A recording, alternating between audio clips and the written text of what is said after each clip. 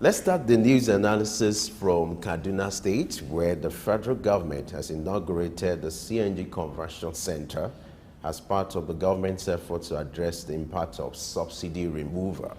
You know, since the reality has been here, since subsidy has been removed, Nigerians have been going through hard times. You know, the reality is something the federal government has to do.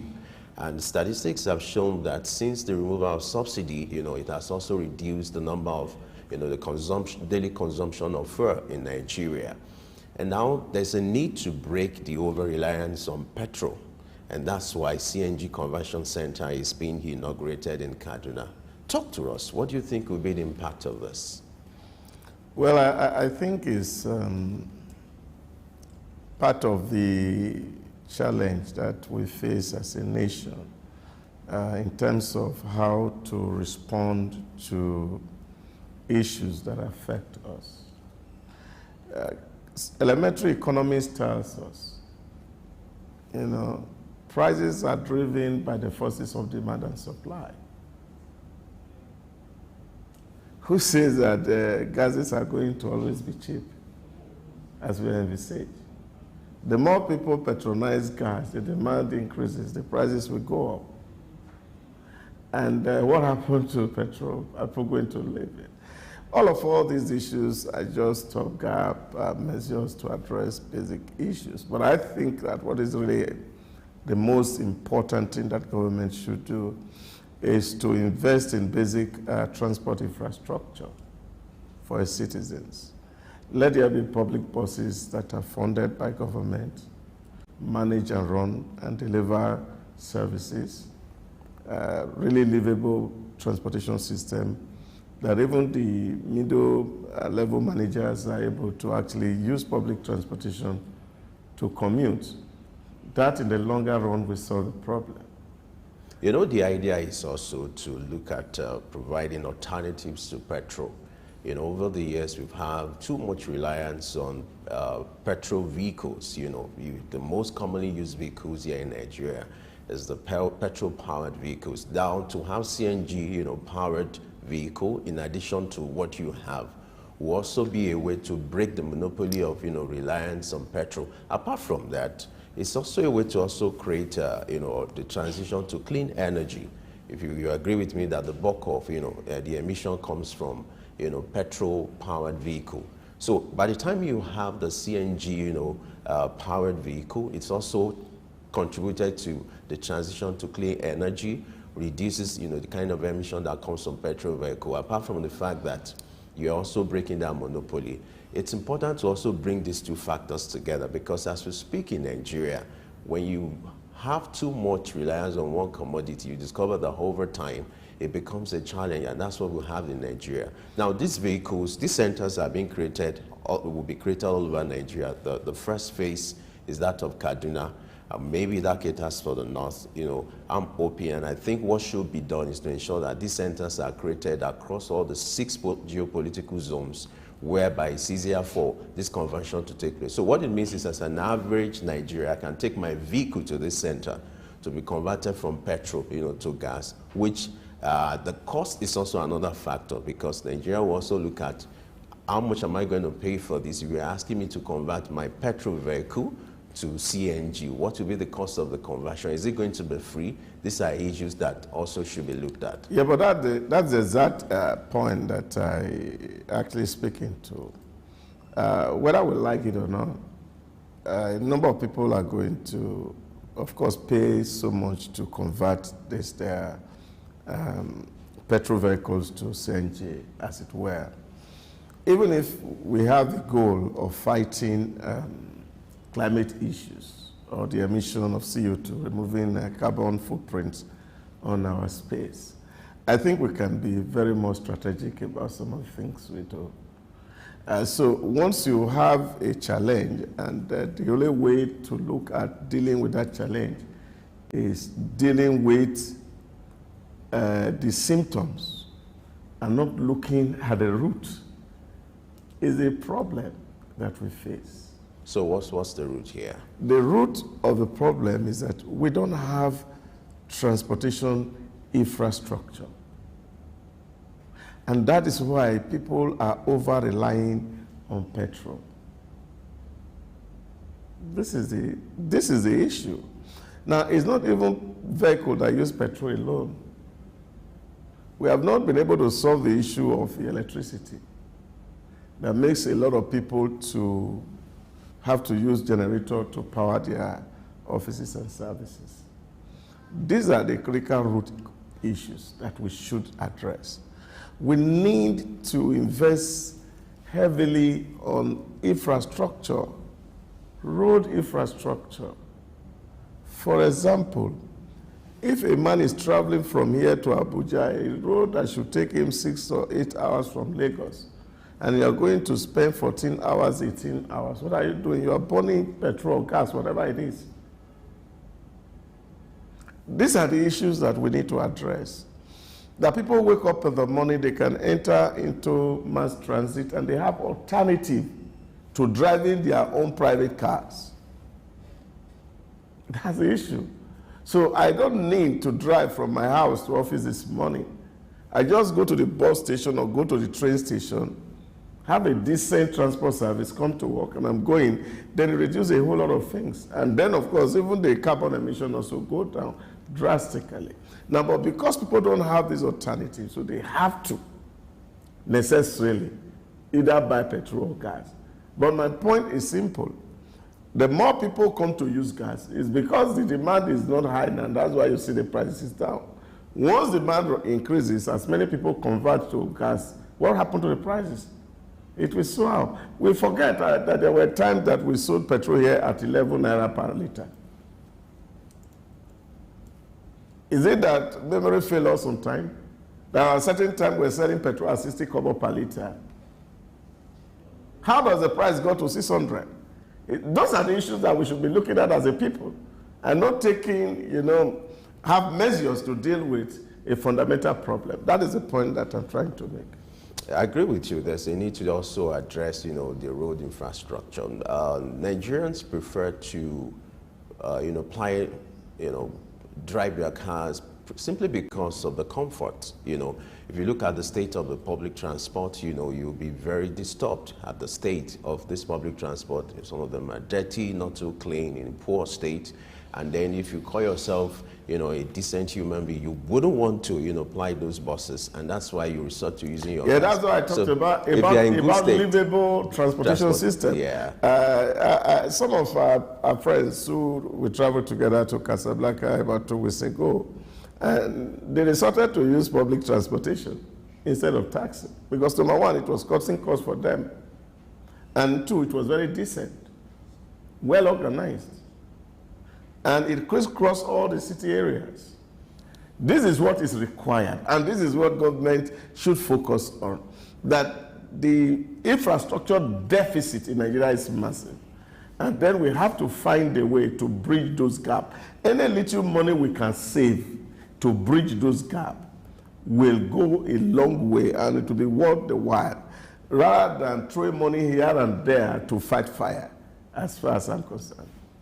All right, let's move on to the next story, which is the National Orientation Agency says it will soon unveil a national value charter for Nigerians. This was disclosed by the newly appointed Director General of the agency, Lanre-Issa Onilu.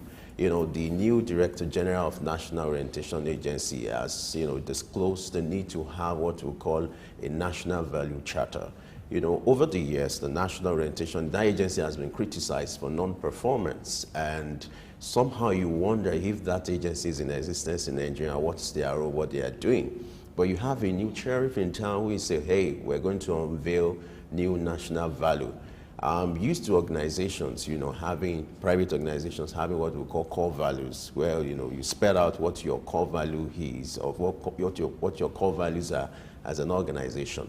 Now, on a national scale, the National Orientation Agency is coming up with this idea of making it a national thing for us as Nigerians to have an identity, have what we call national core values. What do you think, Idahosa? Well, sometimes when we have people come into office, at least we need to see a lot of activities happen. Yes, it's very important that we speak about value issues, because when you look at our nation today, for example, you'll see that the critical issues that faces us as a people is actually the lack of value, because we don't have value as a people. And because we don't have very sound value, it affects the way we do state businesses. And these are very huge challenges that faces us. And so there's no doubt that we need we need to really reinforce our value system. I don't think it's new values we need. It's to reinforce the old values that we have. The value of integrity. That people know that when they make a commitment, they're duty bound to fulfill that commitment. Value that truth matters. That we mean what we say and say what we mean. This is what we need if we must move up to become like other nations that has developed. Now, without these basic values, we can't go anywhere. But the challenge here is somehow we are very good at pointing fingers at people. Because every time we are thinking about value, all we are looking at the man on the street. The man who is setting the value is not looking at himself. That's where the problem is. That's where the failure comes from. So we've all agreed and said, oh, we want to set some various values at ourselves. Everybody become like every other citizens. Nobody has priority over any. Then, of course, all of us become accessible. That there is no one human being that is superhuman. These are the issues. And this must be demonstrated from the top. From the very top. I was in the neighborhood where the president of Rwanda lives.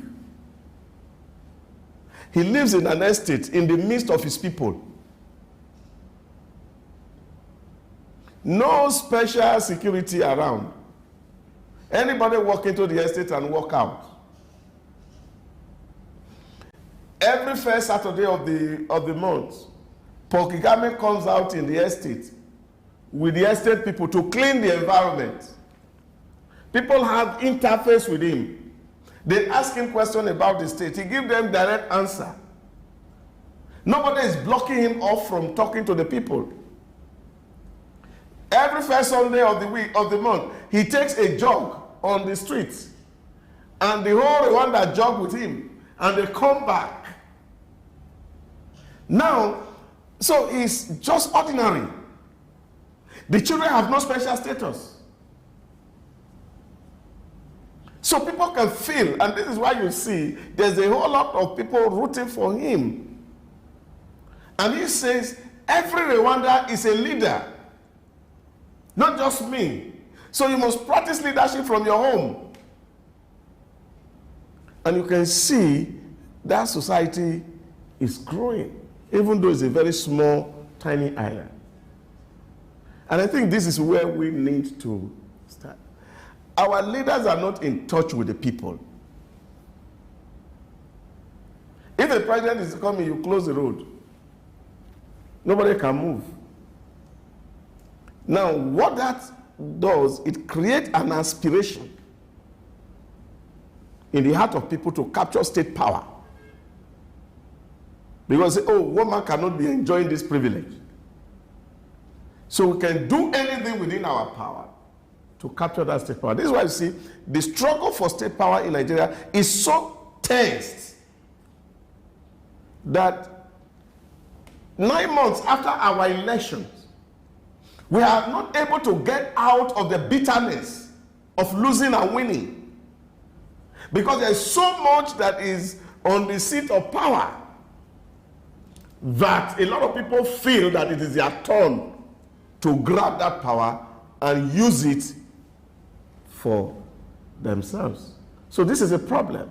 So I think this is where the value orientation needs to start from.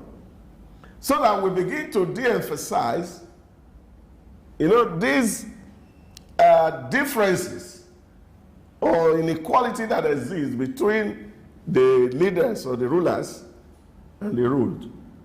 Now, if that tone can come from on the top, that everybody is simply citizens and nobody is above, nobody is below, then we can be talking of driving national value. Now, if you are telling me that you have a special privilege and I don't have a right to be ambitious to take that office, then you'll be misinforming the public. And I think this is where we need to do. We must demystify leadership.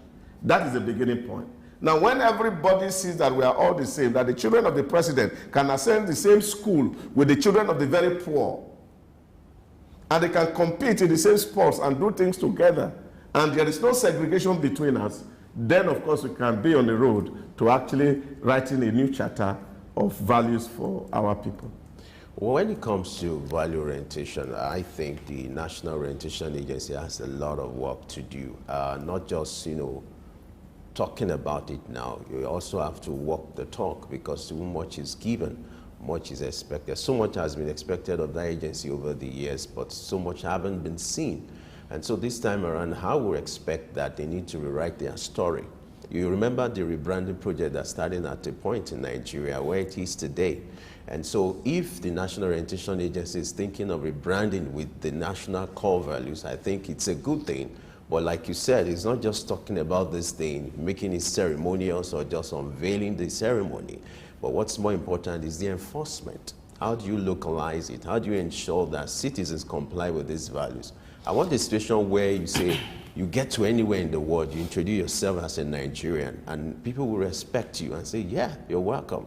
But here, when you introduce yourself in other climes, there's also, they form a perception about Nigeria, because some of the activities of our leader, some of the activities of the citizens over the year. So I think there's a need for rebranding, if I may use that word this time around, which I think the National Orientation Agency should make its priority this time around, to ensure that these core values from top to bottom, every Nigerian, in fact, they unveil it in a way that it resonates with an average Nigerian, if possible, using local languages, so that people can speak their language even with the core values, and they can understand what it means, and they can also implement it at their local level, not just at the federal level. I think this is critically important, like you said. All right, let's look at the National Population Commission. That's another, commission they asked to talk about, which has allocated 200 billion naira for the 2023 population analysis census in Nigeria. You're smiling. I'm sure your concern is we've not had census in recent time. And then how do we know how do we know our population? Is that a cause to worry? Yeah, but for me, I think the real news would have been the plan to unveil the e-portal for civil registration and vital statistics systems that the president will unveil tomorrow, being the 8th of May, where citizens can naturally go to register, and then, of course, the system validates those basic statistics, and it's easy for us to be able to use that database to plan and develop. You see, when news like this come, people are always looking at the money figure. And then I think that is what is interesting here, that 200 billion is going to be spent on health registration. But I think it's quite fundamental that we do this census. And don't forget that there's a plan that was on ground to conclude at least the first digital census for the nation, which of course had been put on hold at the twilight of the last administration. This would have happened around May, but of course a whole lot has been done. The delimitation of the space has been done, and All that was required just was to mobilize to the field. So these are part of the program that is going to actually constitute the entire bulk of resources that we need to count our people. You see, like we say today, data is life. Data is life. And if we, as a nation, we have not been able to come to that level where we have actual data about everything about us, even including our health status, it's a fundamental problem. And I think this is also very necessary because it also will help in terms of planning your health care system and know where emphasis should be placed, which is the most dominant ailment or sickness that people have. And government will be able to make a plan to addressing those issues. I remember, I think it was in 2009 when the UAE did their own health survey. And then they came out to see that almost every young person in the UAE was obese. And the government saw that obesity was going to be a problem in the future. Because as these children grow up and become 30, 40, then the government will need to be spending more money on issues that has to do with heart condition, hypertension, high blood sugar, and things like this. And so what government decided to do was to introduce a curriculum in the schools, early childhood education on dietary, to teach people what to eat. Now, when you see them now, you see them as slim, and you think, what happened? Government saw the data, and they key into the data to make a plan for the future. And I think that is where we should look at this kind of creativity from the National Census Commission from, that it's good to do a health survey and know what the problems are, so that even those issues that can be avoided by simple instructions, like they say, prevention is better than cure, we could begin to address them, and then really what we spend on healthcare can actually go down in the longer run. All right. Before we wrap up, let's look at the mixed reaction, trailing the 50% reduction in bus rapid transportation in Lagos, the BRT system, like we said earlier, the removal of fuel subsidy, has taken toll on Nigerians. So earlier, the governor announced, a reduction of 50%, and recently, there was that reduction was discontinued. And from the witnesses, we heard this morning that the prices has even increased. And so it's generating mixed reactions among Nigerians. Like you said, if Nigerians are not in position to use their vehicles, the public transport should be, available and in a good state for them to use. But with the hike in the price now, it's generating a lot of controversy. What's your take on that? Well, I think when the governor announced the palliative, as it were, it was not going to be a long-term program. It was to cushion the effect that the immediate removal of fuel subsidy brought. And so they announced a reduction in the price of the bus station. Now, just yesterday, the price was now brought back or increased to a certain level of amount. And now, as at this morning or so, they've made another reversal in terms of reduction. Again, showing that probably the government is also listening to the cries of the people, and see people already started to enjoy that facility. But I think really going forward is to look at it holistically. I know that last month, some of the staff of the BRT went on strike, and they said they were not being paid well. Now we have to balance all this together so that it becomes mutually really beneficial. The bigger problem in our country, which again speaks to our value issues, is the fact that so many things are shrouded in secrecy. Pricings are not transparent. We don't even know at what point companies are breaking even. So to be able to really analyze and to see whether fair rates are charged or not. That's happening in petrol, that's happening in electricity, that's happening even in the public transportation costs. How do we arrive at certain prices?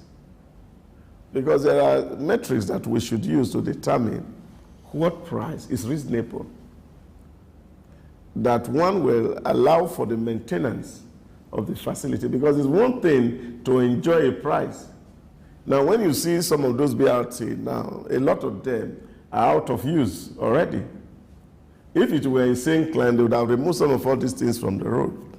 But whether the transport companies have been able to make enough money to replace those buses is another ball game.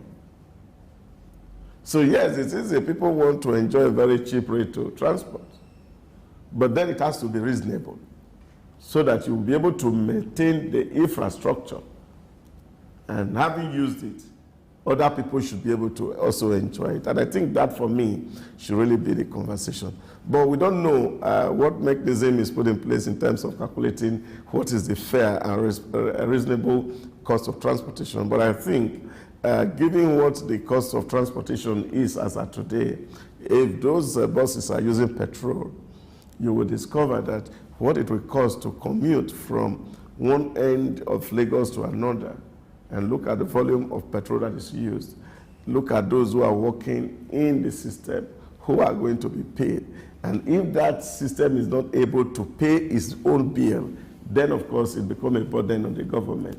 And I have always advocated that the government in Nigeria is carrying too many loads that they are not supposed to be carrying, and therefore they are becoming more and more ineffective. And I think government must be very clear and sincere to people and tell them which area they are able to intervene in their life.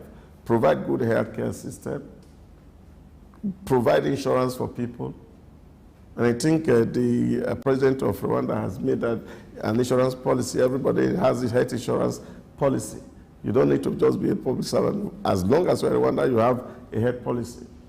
Now, if we can implement that, that reduces insurance, take a whole lot of risk from the life of people. And I think this is what government should be doing, rather than deliberately getting themselves involved in things that they really don't have business about doing. You know, the truth is the 50% discounts, was supposed to last for 6 months. But Nigerians, once you're used to something, you just desire for it to continue. And now the reality is, but I'm happy also that the governor has also listened to the plight of the people, reducing it by 15%. So it's something commendable. Let's wrap this news analysis with the advocacy from the veteran broadcaster Julie Kokawe. He talked about the need to revive Festac, the one that took place in 1977. It was the first time you had a global union in Nigeria, where Nigeria was put on the global map. And since then, we've not had something similar to that kind of festival. Does it bother you? Well, it won't bother me, really. It also depending on what you were pushing. The agenda of Festac 77 actually was to open up Nigeria to the world so that people can come into the country and see how beautiful that we are. And then, of course, we'll be ready to do business with us. And, of course, that would have resulted in a whole lot of FDI. But whether that purpose was actually achieved is a different ballgame altogether. But I think what is important for us is we need a whole lot of strategy, national strategy, about development and the things that we will need to do to really achieve this same goal. You see, there are small things that other people are doing. Take, for example, Paul Kagame in Rwanda had opened Rwanda to all African nations and to all Commonwealth nations. So you get to Rwanda without visa. Call it visa on arrival. And it has zero cost. So you're traveling to Rwanda, and the man is doing some magics in terms of creating a whole lot of ecosystem that people want to see. You see, like they say, charity begins at home. If we want people to come and see our culture, we must be preparing the groundwork for what people are going to see. So this for me is what it is. Yes, Festac was good at the time, it was ahead. But whether we even have a culture to showcase, that is another ballgame, because we are losing track of our cultures. I don't think Gen Zs knows what their cultures are really, and then they will actually be able to participate in such a cultural festival. So these are the issues that we have to look at. We can't bring tomorrow back, definitely. It's looking at the future, what are the things that are going to really make the mark for us as a people, especially looking at our demographics, where you see people between the age of 50 down, 50 upward, represent about 6% of our entire population. So which means most of the people who are the bulk of our population really may not even understand what the culture are in the first place. So what culture are you going to showcase, except that you're asking other people to bring their culture to your place? Yeah, but you know, a lot of people also have some religious connotations to those exercises. A lot of people feel that we started to actually go down when we open our door to all manners of deity, just like Solomon did in the ancient Israel, and brought the nation down. So all these are conversations that people will continue to have. For those who saw it then, it was a whole lot of glory. But how that will resonate with the new generation of people is a different ballgame. You know, in recent times, Africa has been of interest to international investors. In fact, Africa is being perceived as the new frontier when it comes to emerging markets. So countries like, Saudi Arabia, the League of Arab Nations, they are taking interest in Africa, most importantly, Nigeria. Let's look at the relationship between Nigeria and these Arab nations. How far has it gone? And then what do you think will be the value, looking at the forthcoming conference or summit, like the Arab African Summit? Let's start with that. Well, I think Nigeria and the Arab, or Africans and the Arab world, were actually cousins, so to speak. We've had very good cordial relationship.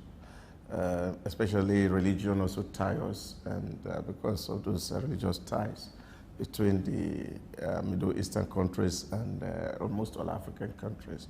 So we live together as cousins. So there has not been really any distrust in terms of relationship. It's been quite fair to a large extent.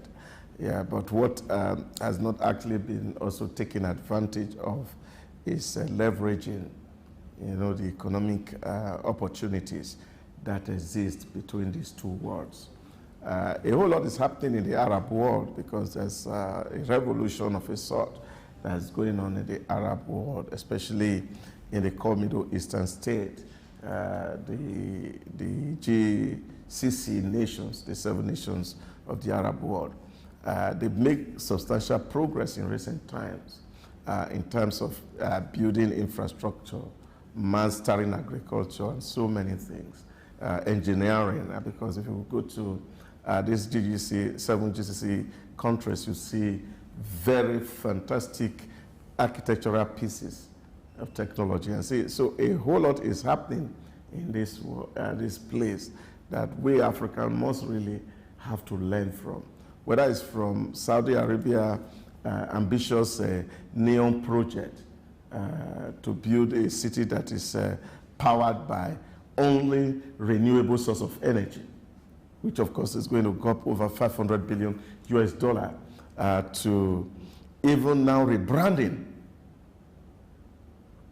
from being a conservative religious environment to a tourist attraction. And you see massive investment even in football. The Saudi Arabia is not just to be known anymore just for Hajj operations.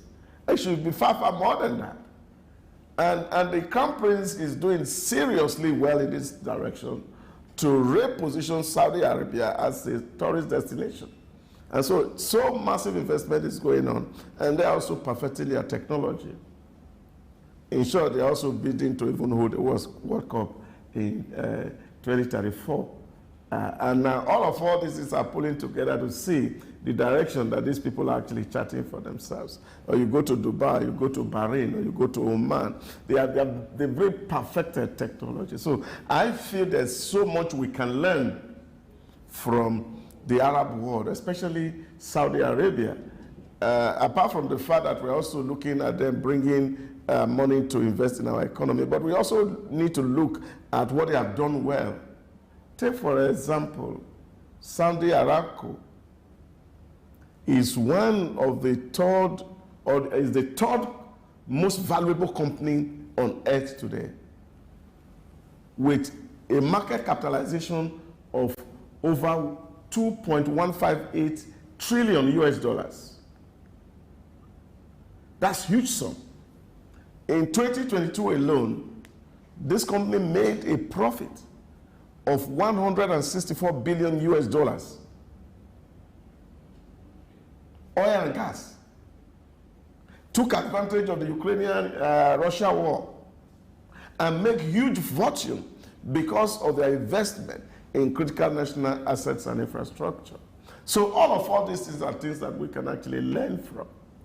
That apart from the fact that we're asking, okay, let's Saudi Aramco, for example, come and invest in our energy sector.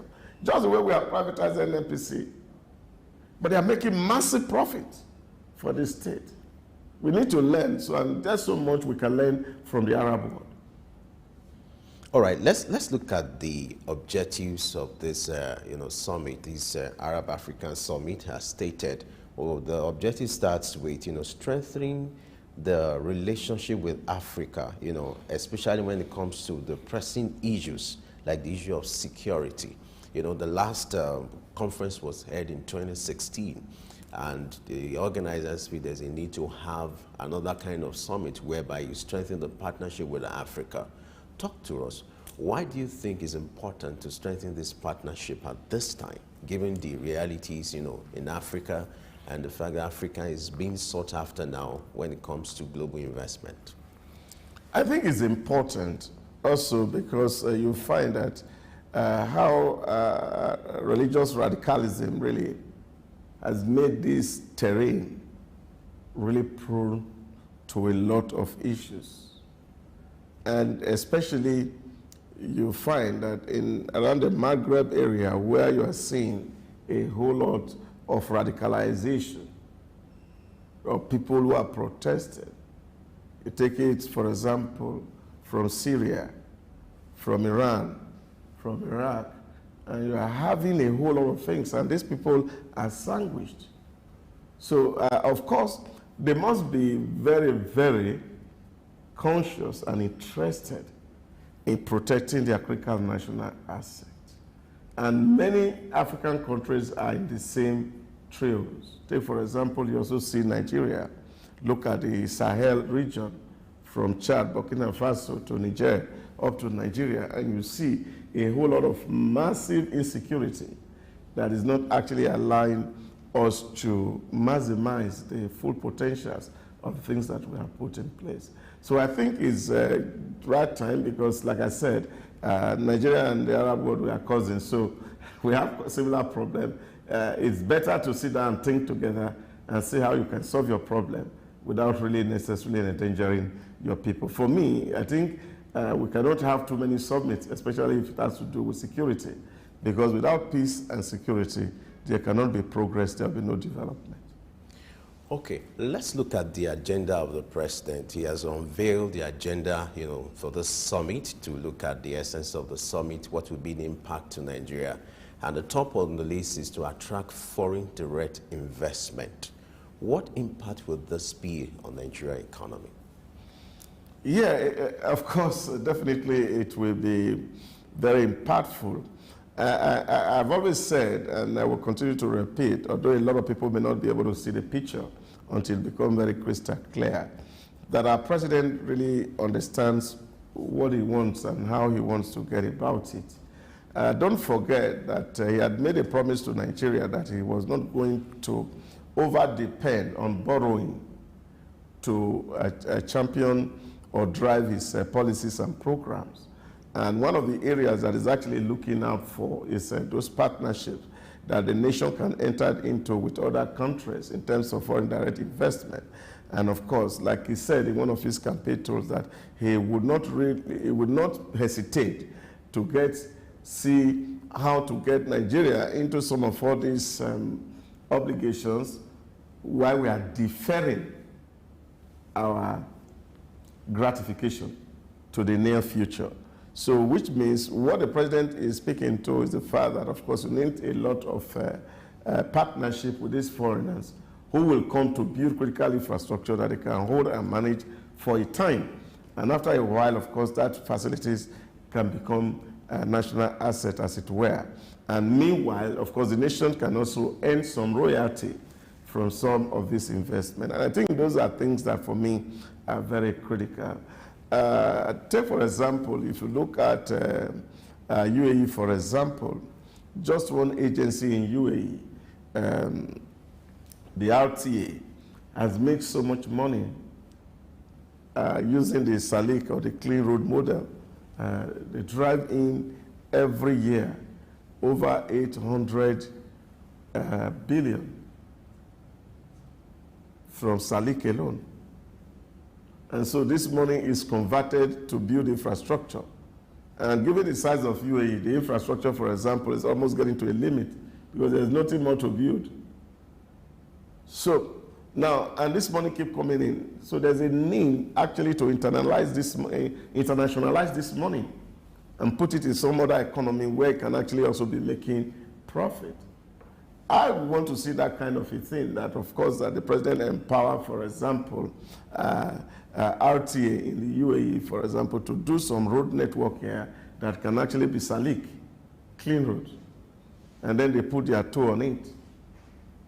But that will also involve us as a people needing, therefore, to put in a whole lot of infrastructure in place, especially in terms of our vehicle registration, so that people who use those clean roads or those clean facilities should be able to actually pay for those services. And then that will help a great deal. It will help reduce the deficit in terms of infrastructural gap. We can partner with Saudi Aramco to help us develop our gas deposit here in Nigeria, which is also not, which is under-tapped at the moment. So all these conversations, I feel, are possible. There are things that government can actually get into to see we bring in, because at least you are dealing with your cousin, they are much more open, they are more frank in terms of conversation than most Western and Asian countries. Let's look at the area of counterterrorism, because it's part of the agenda enlisted by the president. Now, looking at the fact that these countries, Arab nations, they seem to have the same history or similar history when it comes to the issue of terrorism. What do you think would be the likely impact of this kind of economic ties between Nigeria and this League of Nations when it comes to the issue of counterterrorism? Or what do you think would be your expectation as the president heads to this summit to be his recommendations when it comes to the issue of tackling counterterrorism? Yeah, but I think some countries within the Middle East really have been able to actually deal substantially with the issue of terrorism. So for me, really, like I said, it's not just about the money coming in, it's also the lesson to be learned in this summit, to see how they have been able to use technology to actually drive to secure the environment. Yes, we know some nations around are having those challenges, but it's not almost all the nations, because there are a lot of people within the Arab world that has been able to actually build a very formidable security architecture that is overseeing their environment, and they are living safe, and investment is coming into that region. So we can learn from that as a nation. And then, of course, we can also leverage our expertise in this area and see how and who built what system and what we can benefit from it. And I think that our president is speaking frankly, like he keeps saying everywhere he goes, that the doors are open. And but For me, security is critical. Critical to national survival. Because without peace and development can happen. So we need peace, we need security for development to take place. Even the man who's going to bring in his money to come and invest in your economy had to be very sure that, number one, the investment will be safe. It has to be also very sure that there won't be policy somersault, that you bring in your money here today and then tomorrow is trapped. So this is the challenge that the delegation of Mr. President definitely will face. To be able to make a business case for why the Arab world will need to come to Nigeria for support. Don't forget that many people have the perception that Nigeria is very corrupt, especially its political class. Now, the president also has a burden to demonstrate that he does not belong to that class of corrupt politicians. That the resources that is going to come into the nation is going to be used widely and prudently for the purpose for which it is meant. That all the lacunas, all the barriers to trade are going to be removed so that people can have free flow and outflow of investment. Now, all these assurances the president must need to put on the table, and this will be the basis of the negotiation. That if somebody is believing that government is sincere and is operating with high level of integrity and is willing to depart from the old course, then people will be willing to put and support you. So this is where we find ourselves, and this is what the government will need to sell. So really it's going to be a marketing activity for the president.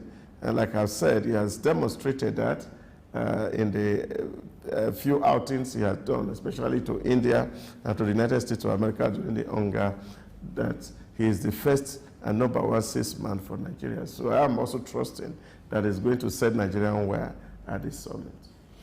Let's look at what Nigeria stands to gain in the area of agriculture, because it's part of the agenda, listed by the president to also seek investors, when it comes to Nigeria's agri sector.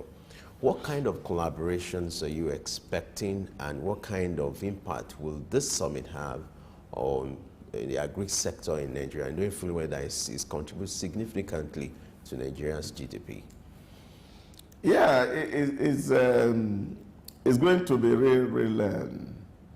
a huge benefit for us, especially looking at the environmental challenge that faces both sides. The Arab world are basically desert area. And if agriculture can prosper there, then of course we must learn to actually acquire that technology that causes to blossom. Vis-a-vis what is happening, especially in the northeastern part of Nigeria, that constitutes a larger chunk of our land size. So I think there's a whole lot we can learn in terms of how they have been able to actually power their agriculture. So for me, you keep hearing learning, because I think the learning for me is much more important than the money coming. Because once we can learn the right lessons and do what is right, I think Nigeria has the capacity really to prosper, as it were. Although, like somebody said recently, we are not, we don't have scarcity of ideas. What we have always lacked is the political will to drive success. We know what to do. But all is, people say is, let's get to that point in terms of our national conversation that we all make up our mind and say, let's do what is right. I think we can actually make it. So I like the way the president put it at the UNGA summit. African nations are not to be pitied. All African nations seek is collaboration.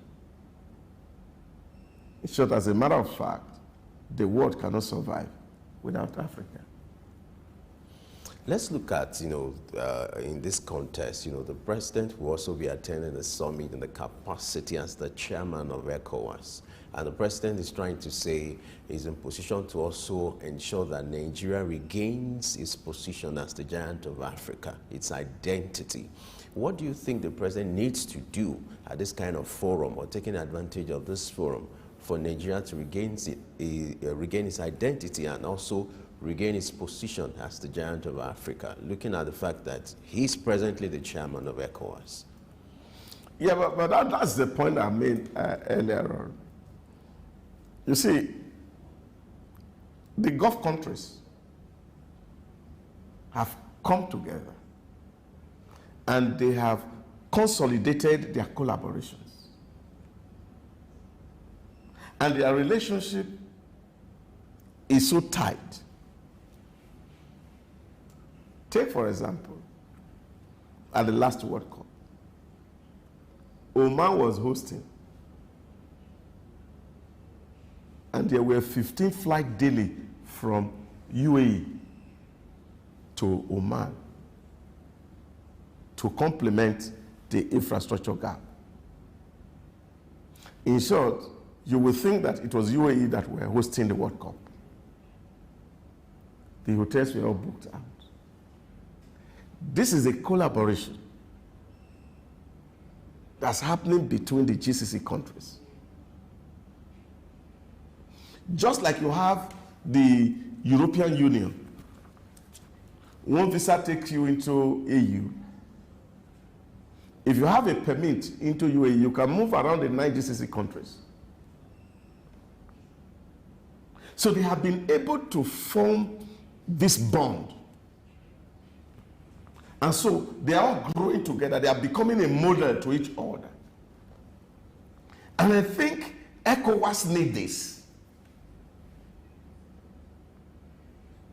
And as the chair of ECOWAS, Nigeria must be able to pioneer this brotherhood within the ECOWAS region. Again, for me, it's a learning for ECOWAS to see what is happening in the Gulf region and how these people have been able to forge alliance and de-emphasize politics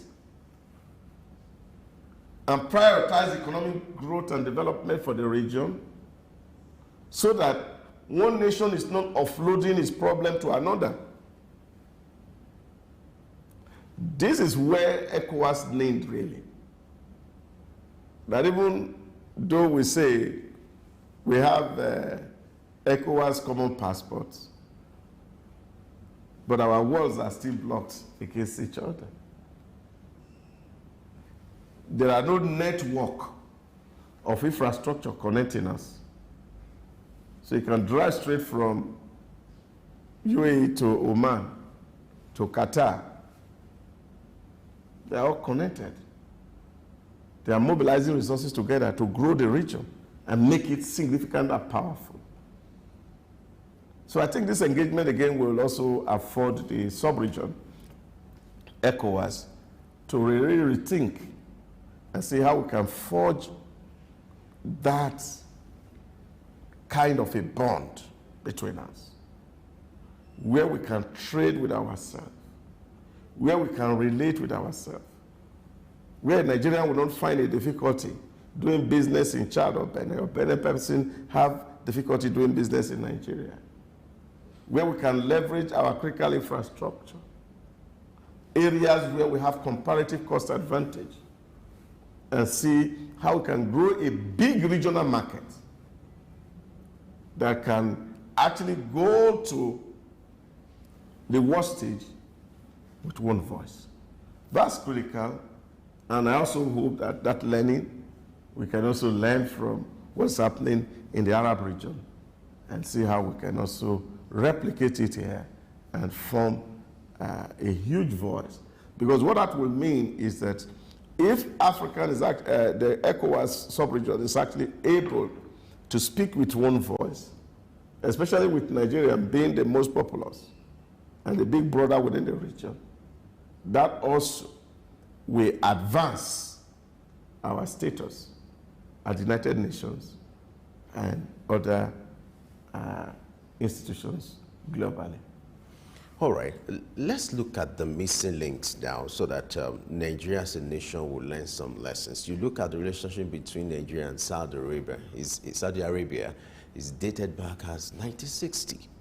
And over 60 years after, it seems not to have translated to something you can think of. You've had series of presidents who have made series of collaborations, international collaborations, economic ties in the past, but that's not translated to proper economic growth, and development. Now, what are the missing links over the years? You've had an opportunity to learn from nations like Saudi Arabia, the League of Arab Nations, who predominantly are deserts, but have taken advantage of their environment, to maximize gains and, make it better than the way it used to be. Why it's Nigeria?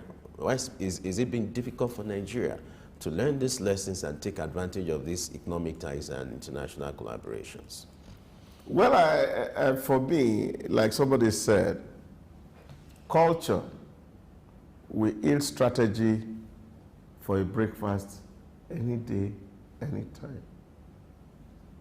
And I think these are the issues that we have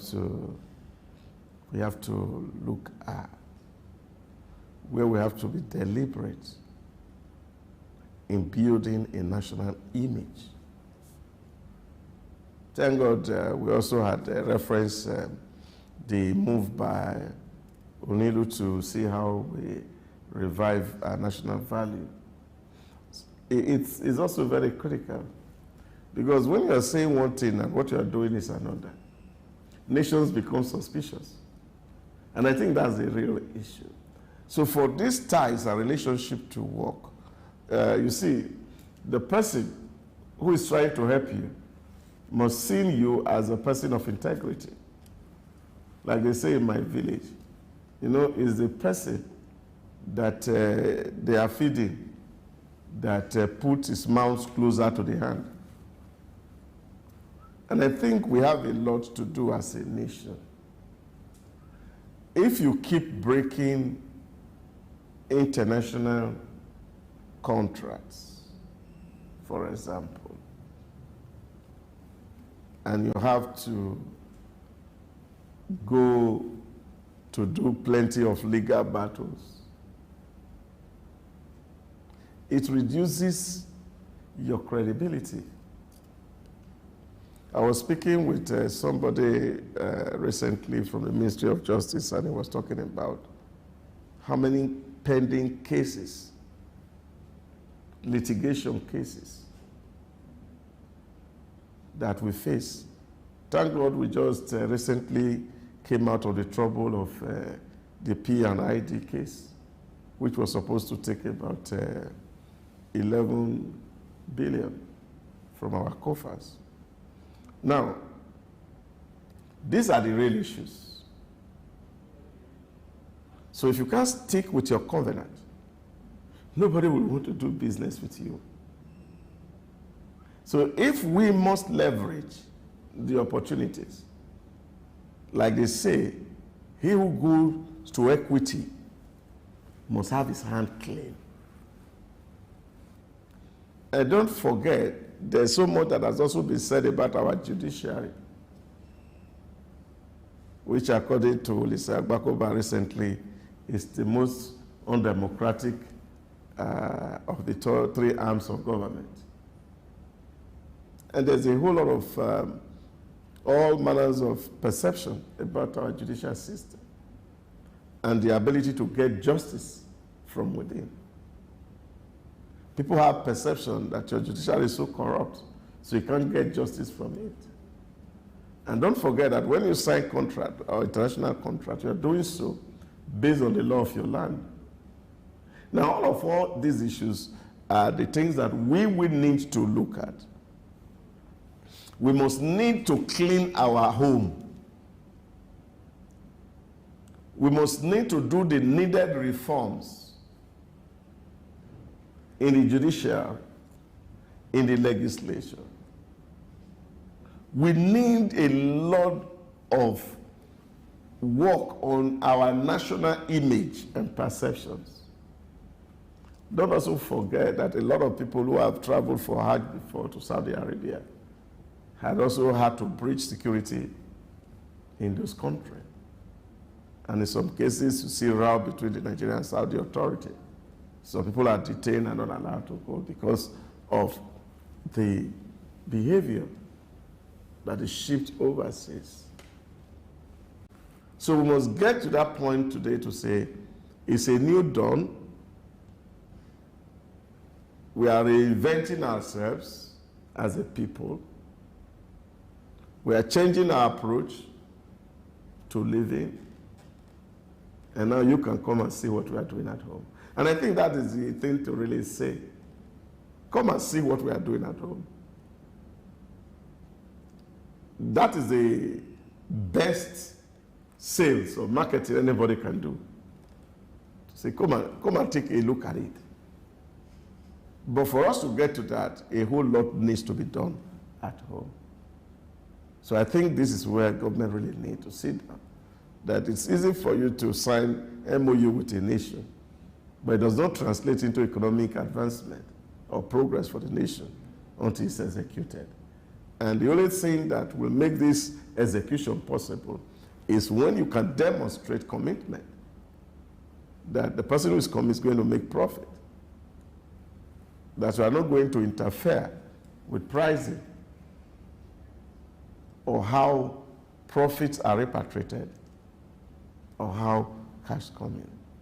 So all those things is what we need to define as a people.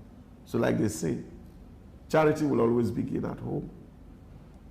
So if we don't start at home to put our things right, and this is why the president, anywhere he goes, he says, oh, the very day we started, one of the things that has been ailing us, which is subsidy, we have said it's gone.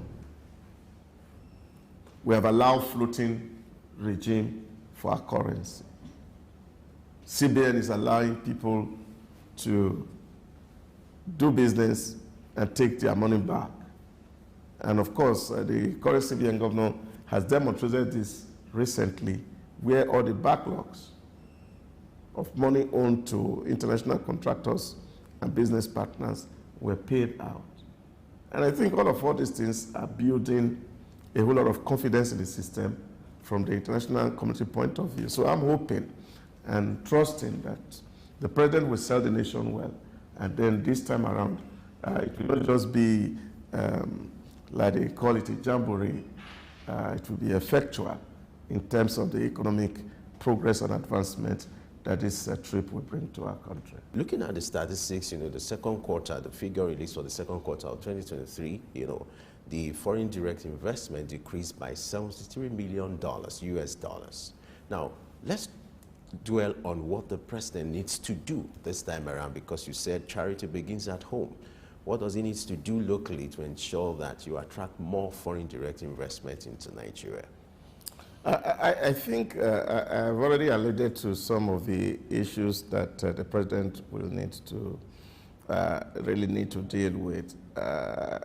It's funny, I was talking with a friend recently from Kigali, and he said to me that the biggest problem Africans have is the fact that we speak too badly about ourselves outside. And this is unfortunate. And those perceptions have to change. And I think that's the starting point. Having frank conversations, even from at home. There are a whole lot of narratives that are bandied outside there, many of them that are not right. But of course, because they are coming from media and some people who are perceived to be credible in quote, people are tended to believe that that's what the truth is. And so this is what we need to do. We need an overhaul of our image and perception to the outside community. And these are to be demonstrated by the way we live, by the way we do things. We need to demonstrate to the international community that the nation is safe and government is in control. Because the feeling out there tend to portray the non-state actors too powerful for the government to handle. That's the issue. Take, for example, in the 5 southeastern states, non-state actors ask people to stay at home 1 day of the week. And of course, the governors of those states had nothing to do about it. Absolutely nothing. Now, how do you convince somebody that if they bring an investment into that region, for example, that one man will not wake up and say, this company cannot work and it will not work, and state will not be able to do anything about it?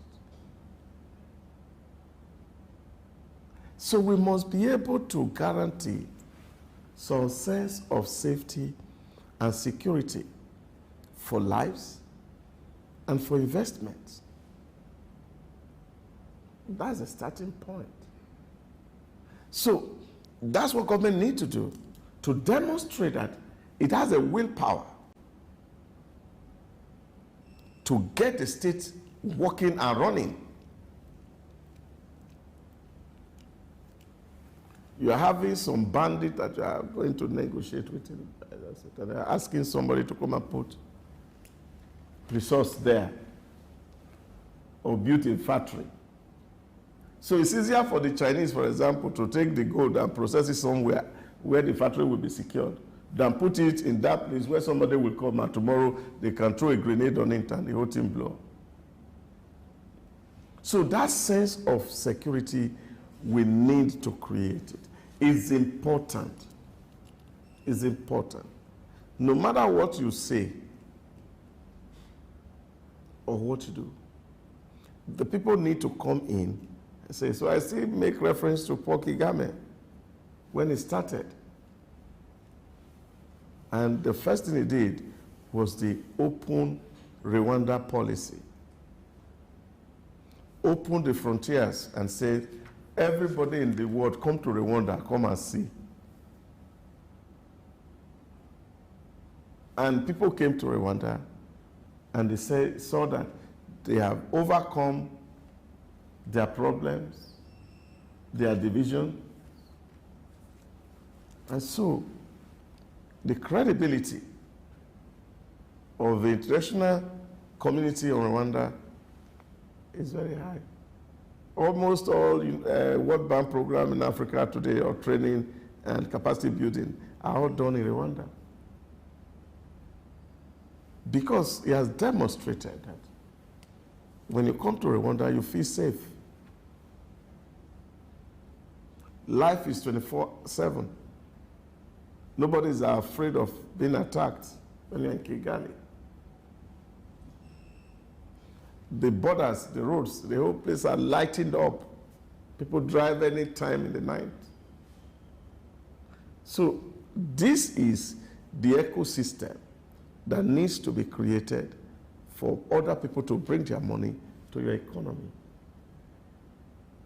As a salesperson, you can tell me, oh, this camera can do X, Y, Z.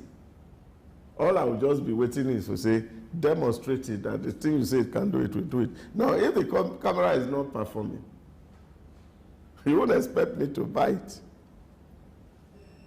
So we can do the talking, the bilateral talking, to say we are ready. But then, of course, there must be concrete evidence that we are changing narrative. And it's not just about the president alone. and I think it's also beyond the president.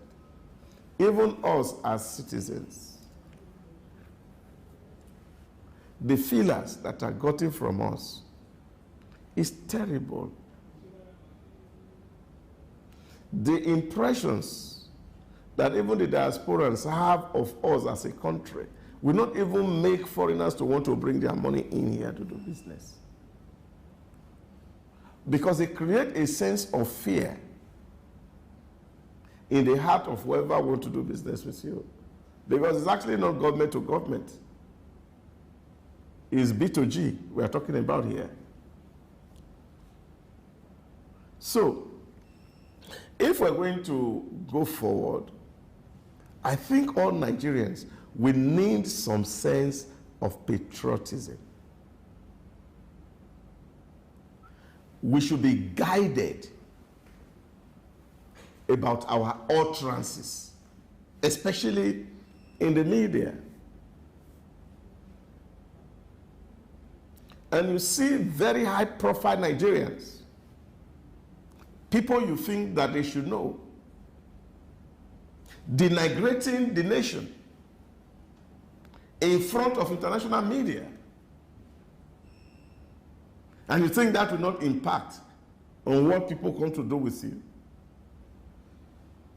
So I think that is the area where a lot of people say to President Tinubu after the victory at the Supreme Court that he has to be magnanimous in victory. So we are not a zero-sum game nation where winner take all and the loser lose all. So once we are able to share, we will engender trust. And once that feeling of trust is seen, a whole lot of things will get right. And that will need to really go down. I usually tell people, I don't have anything particularly about federal character principle, for example,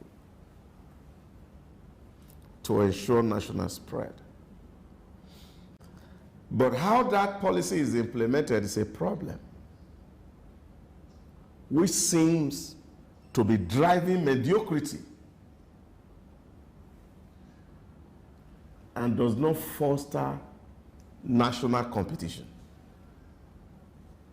I was asking somebody recently, if I have a son who wants to go into King's College, for example, and he writes exams with another fellow from Kogi State or from Borno State, and they write the same exam, and he scored 200, and he's denied admission. And the chap from Borno State scored 38, and he gained admission. How are you going to explain to that child that we are the same? This is a problem. So we must be able to set national benchmark on some certain things. If you will need to leave the vacancy until they are able to show up to fill it, leave it. But when you encourage mediocrity in the name of national balance, you create feelings among people. And this is why you hear people talking about marginalization. So government need to be really sensitive to the tones on the street and see how we can drive a narrative that everybody feels safe and secure. Everybody feel that they belong to this entity called Nigeria. Once we start to drive that narrative, even from the school system, people will be able to see that, oh yes, we are one nation, we are driving one agenda. Let's make our process transparent enough. Access, equal access. We know human needs are insatiable, but the means is also limited. Everybody has a sense of that. But if people have a sense of fairness to national assets, then, of course, they will know that, oh, I didn't qualify. I'll try the next time. But when somebody is seen to be favoring another over another person, then there's going to be a problem. But like I said, from day one, the tone has to start from on the top.